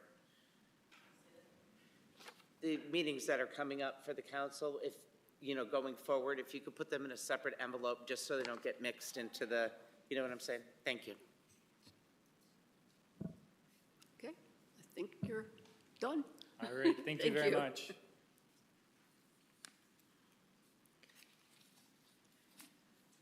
Okay, moving on to item 13C, Councilor Balboni.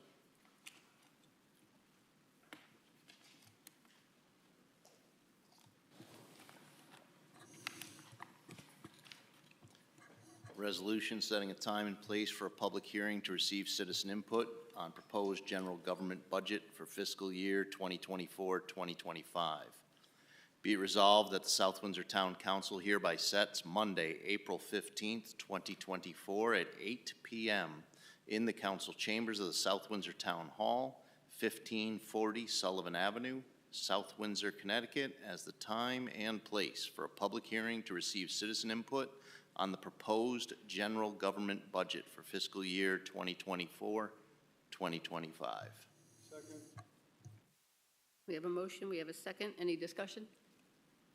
Seeing none, all those in favor, say aye. Aye. Opposed, seeing none, motion carries. Item 13D, Councilor Begansky. Resolution accepting the resignation of Terry Hart from the Mass Transit and Highway Advisory Commission. Be it resolved that the South Windsor Town Council hereby accepts with regret the resignation of Terry Hart from the Mass Transit and Highway Advisory Commission effective February 26, 2024. And be it further resolved that the South Windsor Town Council extends its thanks to Terry Hart for the time she has dedicated to serving her community by her membership on the Mass Transit and Highway Advisory Commission.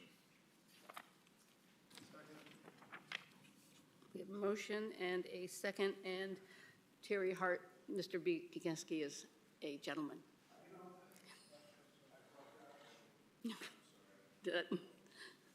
Just wanted to clear it up. So Sorry, everybody Terry knows. Hart. Okay, we have a motion, we have a second. All those in favor, say aye. I'm sorry, Oh. was there a real resignation from this person turned in? Yes, Because I don't see it.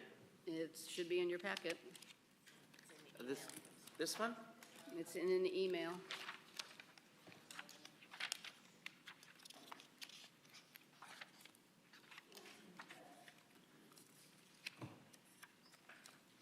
I don't see where it says that she's It's in resigning. an email. It has Catherine on the top. It's not, but it's not her, that's what I'm saying. It's not, her resignation isn't here. This is people responding to her resignation, not her resignation. It's at the bottom, Steve, did you see it? Apologize, excuse me, I'm saying, unfortunately, the resignation, I'm assuming, was probably at the bottom where it says, "Hello, Karen."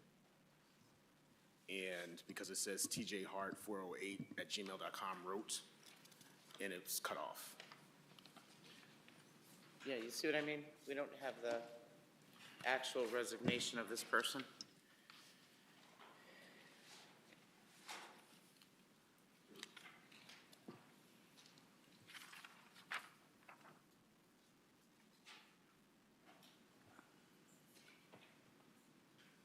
Yeah, because Karen does question it to Mr. Hart, and then Karen responds back, yes, the committee has been notified. And then Stephanie Dester. Not on our backs. It's, on yeah, your it's back. not on our back. Okay. Could the mayor read it, please? You want me to read it? Please?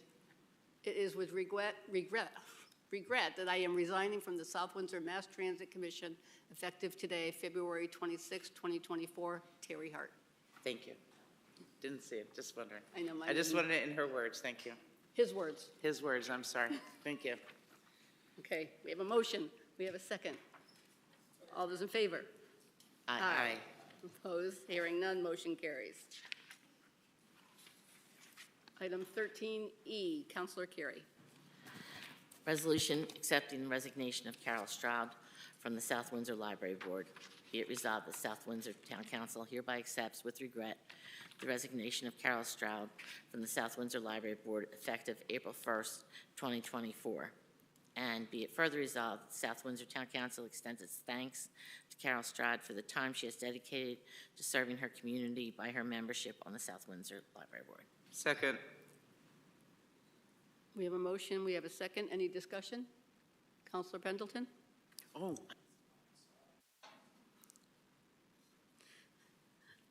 All those in favor? Aye. Opposed? Seeing none, motion carries. Moving on to 13F, Deputy Mayor Siracusa. Thank you, Madam Mayor. Resolution appointing Kevin Foley to the Town Council Subcommittee Open Space Task Force. Now therefore be it resolved that the South Windsor Town Council hereby appoints Kevin Foley to the Town Council Subcommittee Open Space Task Force as the planning and zoning representative. We have a second? Any discussion? Just a question, we had that nomination turned in on a nomination form It's for Kevin a- Foley? It's a council or I didn't see that council one. appointment. It's a council appointed? If I remember correctly. Yes, the Open Space Task Force, yes, is responsible to the council. Yes, sorry, my mistake. We have a motion, we have a second. All those in favor, say aye. Aye. Opposed, seeing none, motion carries. Item 13H. Deputy Mayor Siracusa.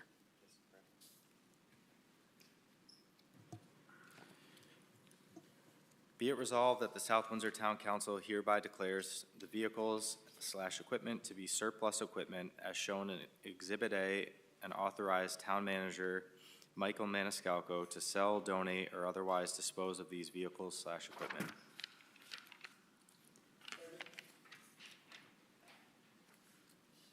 We have a motion, we have a second. Any discussion? Councilor Pendleton?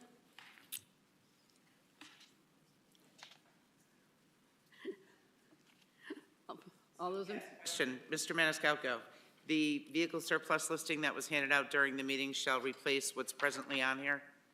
Correct. Thank you.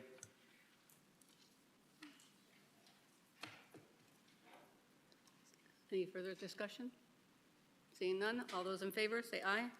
Aye. Opposed, seeing none, motion carries. Moving on to 14, passage of ordinance. Having none, item 15, public input for any matter. Public input for any other matter over which the council has jurisdiction shall not exceed 30 minutes. When recognized by the mayor, the speaker shall approach the lectern, give their name and address. Speakers shall avoid personal attacks or impugning or alleging an improper motive to any person. The speakers may address the council on any item over which the council has jurisdiction. The speakers shall limit their speaking time to 5 minutes. Anyone like to come forward at this time? Ms. Jeske, I had to think of your name. I'm going to have to subject you to this terrible voice. Lindy Jeske, 70 Mohegan Trail, and I don't think I mentioned that I am the acting chair of the Democratic Town Committee. I'd just like to say I'm truly disappointed in the decision of the Town Council tonight on Mike Perret's nomination. I do want to thank Mayor Delnicki for her words tonight.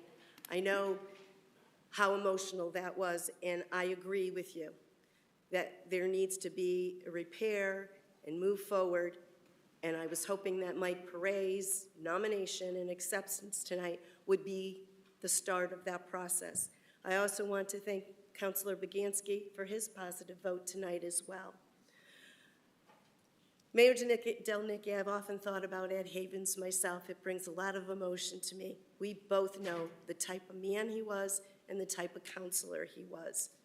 He always looked to reach across the aisle, and he would work with anyone to try to find a way to resolve any issue, and he would not mince words.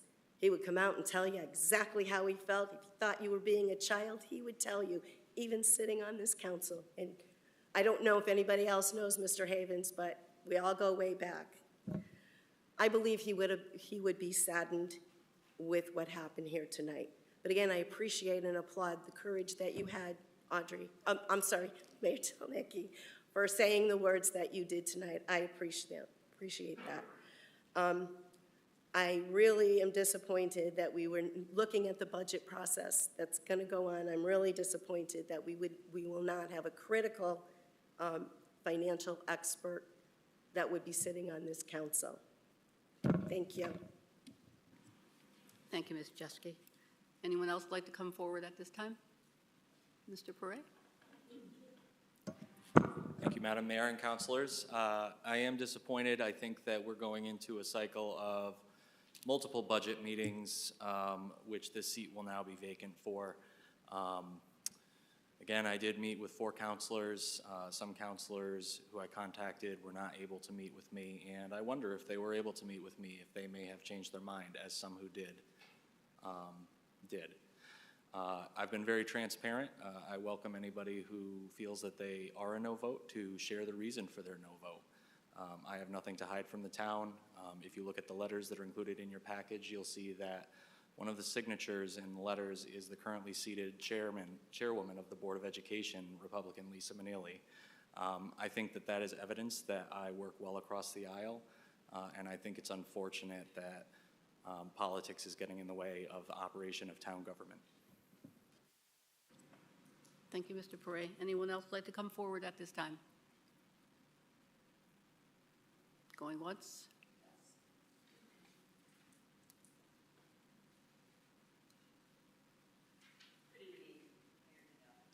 Oh, Janice, yep. There you go. Good evening, Mayor Delnicki and members of the council. I too wish to express my sincere disappointment in this council. I have sat on this council as a counselor. I've served under Mayor Havens. I appreciate your comments, Mayor Delnicki. I also appreciate your comments, Councilor Bagnansky. However, I'm a registered voter in the town of South Windsor. I cast my vote. I cast my vote, and it was given that I would have a representative on this council.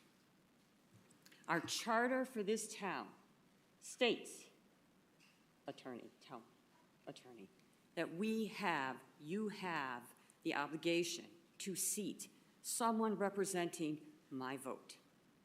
It matters not that it is a member of the minority party. What matters is the fact that I am a tax-paying citizen in the town of South Windsor, and as I stand here tonight, you are denying me my right to representation on this council as we are going to go into a budgetary process. I would sincerely hope that you would reconsider your decision, because I feel that is a failed decision on your part. Thank you. Thank you, Ms. Favreau. Is there a sign-in up there? Did you? There is no sign-in. Oh.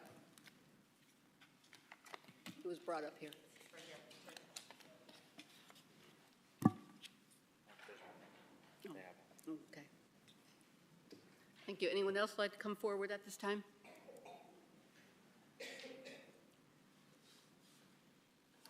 Terry Yanaway, 139 Kent Lane. I am a 24-year resident of the town of South Windsor. I have 4 children that have come up through the school districts here. I started teaching this morning at 9 a.m. at UConn and taught for 3 hours. I saw patients this afternoon. I came home and I skipped dinner to come here so that I could support Mike Perret. I concur with the comments that have been presented already. I am concerned that as a citizen of this town, I am not being represented. I vote, my husband votes, my children vote, 3 of whom are here tonight, representing my family in this town. I would like you to reconsider where you are on this. I support him being named to this seat, and I don't understand why at this time the council has chosen to disregard the bylaws of the town and reject the processes that have been presented. Thank you for your time. Thank you. Can you sign in the sign-in sheet right at the corner? I would be happy to. Thank you. Anyone else like to come forward at this time?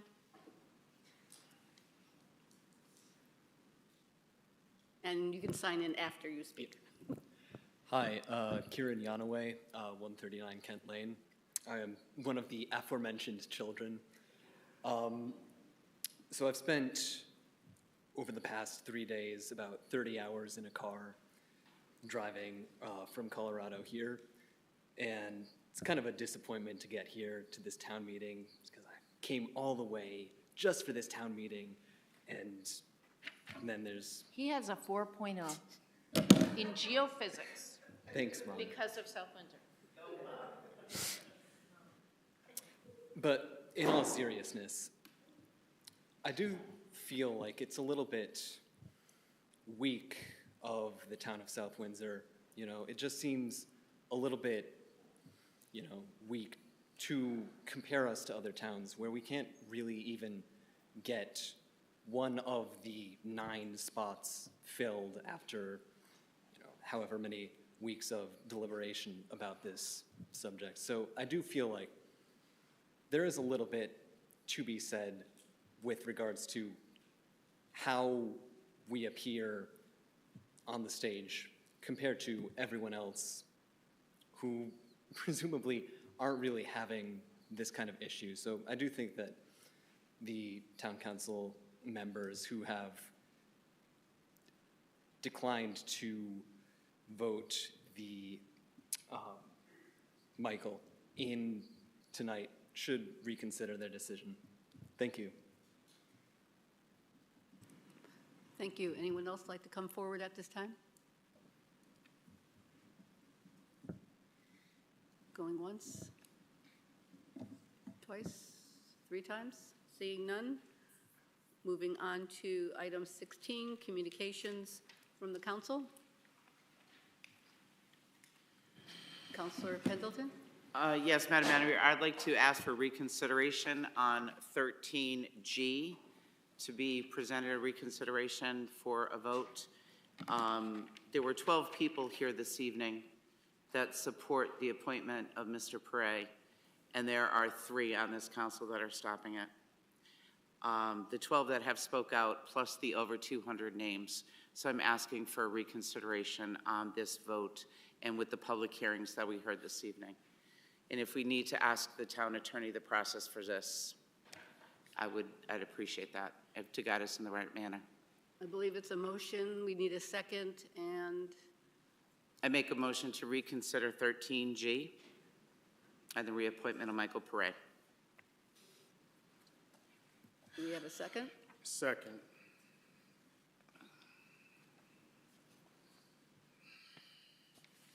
And the regular motion of discussion going It's a forward? motion, it's a second, it's discussion, and it's a vote. Okay. Discussion? As I've said, Councilor Pendleton? Thank you. As I've said, I think it's imperative that we move forward with town business. We are in a budget process.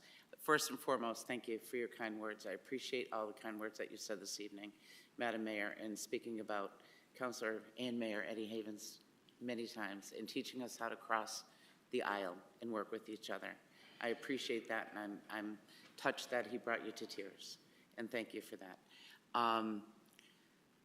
I don't know why, except from what I've heard from some of the counselors, I don't know why, but I would hope that all that are sitting here that have voted no, the 4 that voted no, would reconsider an exceptional man when there's over 200 signatures and then there's over 12 sitting in this room this evening that support this. So I would hope for reconsideration. Any further discussion? Councilor King? No further discussion? All those in favor for reconsideration? All in favor, say aye. Aye. Opposed? Roll call, please. Counselor Baganski? Yes. Counselor Lewis? Counselor Balboni? No. Counselor Carey? No. Mayor Delnicki? Yes. Deputy Mayor Siracusa? Counselor King? Yes. Counselor Pendleton? Yes. All right, we have Tally is 4 noes, 4 4. yeses. Reconsideration fails.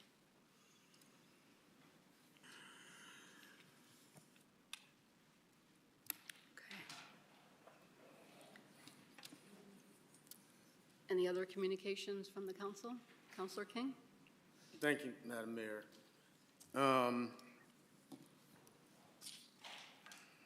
I'm thankful that after the initial vote, that we roughly had almost an hour or so. Because probably if I would have spoken earlier, I would have spoken probably from more emotion than passion, and that would not have come across very well. I am also disappointed, not because, as I've said before, everyone has the right to their vote and their opinion, and I respect my fellow counselors in that sense. However, I almost feel like we just filibustered, which is a national term, what we're trying to do here. I remember the excitement when I was appointed to this council outside of the historic reasons, being the first black town councilor, then being duly elected the first black deputy mayor, then being persecuted for being Deputy Muffin, and then being re-elected as the minority leader. I found that perceived notions of South Windsor prior to me being involved in politics here were almost smashed. Especially when I tell people that I'm from South Windsor, I live in South Windsor, and this is how my town voted. I consider South Windsor my town. Most people know I am from Philadelphia, Pennsylvania. I'm very proud. Just signed Saquon Barkley for the Eagles. Spent too much money on him, but that's okay. But now I am a member and a proud member of South Windsor. Anybody that's a sports person here in South Windsor will appreciate 123 South, because that's what we say, that's what we do. We say that we are South Windsor. I don't care who I know or what friends I have, I say 123 South, because I am South Windsor. Throughout the course of this, I will admit, and I appreciate my fellow counselor, Begansky, and what he said as it relates to let's get the business done. Again, I have no problem with anybody's opinions in regards to how they vote. However, I think, well, I don't think, I know the Bible says, and so anybody can look it up, and I wrote it down, Matthew 7:15 through 20. It says, and you shall know them by their fruit. You can analyze it if you want, but at the end of the day, your actions say more than what your words do. A good tree bears good fruit. A bad tree, the opposite. Right now, we are in a situation in which we can't move forward the way that we're supposed to, even though we have a position of someone who was in a position that was duly elected.